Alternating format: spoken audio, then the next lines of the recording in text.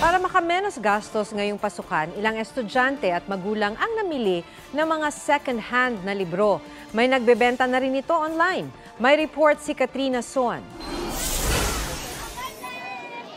Kung check na ang tuition, uniforme at school supplies, handa na rin ba ang mga libro ng inyong anak para sa pasukan?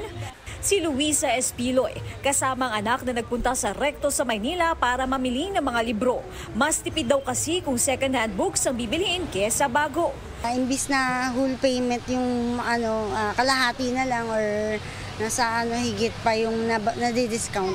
Kumbaga nasa 10,000 yung budget mo. Ayun na, overall na yung libro. Hindi katulad na 4-5, nasa isang libro pa lang. Maging ang ilang estudyante, mas pinipiling bumili ng mga segunda manong libro. Wala naman daw pinagkaiba at nakatulong pa sa magulang nila. Mas affordable. Yung original na pong price is 3,700. Tapos nakabili po ako ng second hand for 750. So, ayun po, malaki siyang help. Aabot umano sa halos 70% ang matitipid ng mga estudyante at magulang na bumibili ng mga libro sa second-hand bookstore nga na tulad nito. At ang mga librong ibinebenta rito, halos mga bago pa raw. Kaya naman talagang value for money raw. Si Filipina Tan, 30 taon na raw ang negosyong bookstore. Karamihan sa kanilang ibinebenta, second-hand. Kasi ma'am, ang mahalaga doon ay dahil mas mura ang second-hand kaysa brand new. Hindi nila afford yan kasi mataas talaga ngayon ang mga books.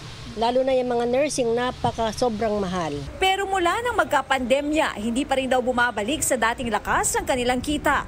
Kaya pinasok na rin nila ang pagbibenta ng second-hand books online. Ang sikreto namin yung mag-online kami. Nabuhay kami sa online selling. Kasi kung hindi kami magbubukas noon, wala talaga kaming benta. Kailangan matyaga.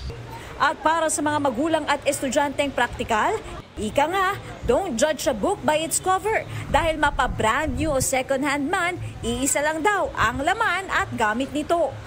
Katrina Son, nagbabalita para sa GMA Integrated News.